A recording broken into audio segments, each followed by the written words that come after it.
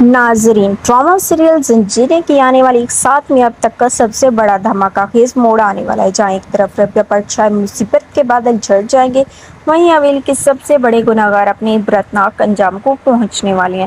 کہانی میں نیا موڑ تب آتا ہے جب ربیہ کو سہراب خان اور شیری کی چالوں کا پتہ چل جاتا ہے۔ ربیہ کو پورا یقین ہو جاتا ہے کہ شہر بانو کو مروانے کے پیچھے کسی اور کا نہیں بلکہ ان دونوں کا ہاتھ ہے۔ وہ بنا وقت ضائع کیے یہ ساری سچائی سربلند کے سامنے اگل دیتی ہے۔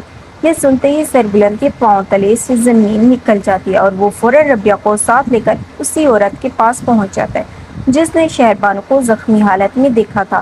دوسری طرف مکار شیری جیسے ہی دیکھتی ہے کہ کھیل ان کے ہاتھ سے نکل رہا ہے، وہ فوراً توڑسم کو کال کرتی ہے اور بتاتی ہے کہ سربلند اس کے علاقے میں گھوم رہا ہے۔ توڑسم موقع پا کر اپنے گنڈوں کے ساتھ سربلند اور ربیہ کا راستہ روک لیتا ہے۔ اسی دوران ربیہ سربلند کو بتاتی ہے کہ مدثر کو مروانے والا بھی توڑسم ہے اور اب یہ مجھے جان سے مارنا چاہتا ہے۔ یہ سن کر سربلند کا غصہ ساتویں آسمان پر پہنچ جاتا ہے۔ توڑسم جیسے ہی ربیہ کا ہاتھ پکڑ کر اسے زبردستی اغوا کرنے کی کوشش کرتا ہے، سربلند فوراً اپنی بندوق نکالتا ہے اور توڑسم کے سینے میں گولی داغ دیتا ہے۔ مرنے سے پہلے توڑسم خون میں لت پت حالت میں سربلند کو ایک اور بڑا جھٹکا دیتا ہے اور بتاتا ہے کہ شیر دل اور اس کی بیوی کا قتل کوئی باہر کا نہیں بلکہ خود تمہاری اپنی حویلی کا کوئی فرد ہے۔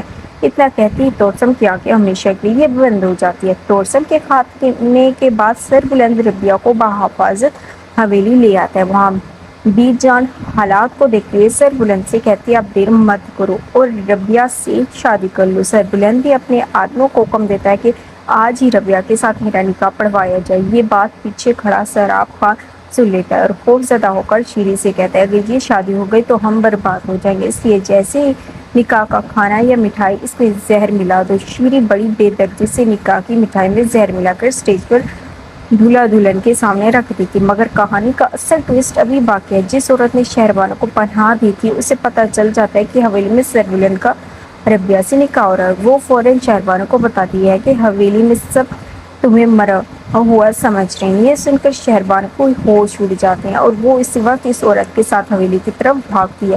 حویلی میں نکاح کی محفل سجی ہوتی ہے۔ مولوی صاحب سربلند سے پوچھتے ہیں کیا آپ کو ربیہ کے ساتھ یہ نکاح قبول ہے؟ اور سربلند جیسے ہی ہاں کہنے لگتا ہے پیچھے سے شہر بانو کی دھماکہ دار انٹری ہوتی ہے۔ وہ زور سے چلاتی ہے سربلند یہ نکاح مت کرنا۔ شہر بانو کو زندہ دیکھ کر سربلند کی خوشی کی کوئی انتہا نہیں رہتی۔ شہر بانو سب کے سامنے سہراب خان اور شیری کا چہرہ بے نقاب کرتی ہے اور بتاتی ہے کہ اس نے خود ان دونوں کو شیر دل کے قتل کی باتیں کرتے سنا تھا، جس کے بعد سہراب خان نے اسے بھی گولی مار کر حویلی کے پیچھے پھینک دیا تھا۔ یہ سچائی سامنے آتی سربلند غصے سے پاگل ہو جاتا ہے۔ سہراب خان اور شیری اپنی جان بچانے کے لیے حویلی کے پچھلے حصے کی طرف بھاگتے ہیں، لیکن سربلند انہیں گھیر لیتا ہے۔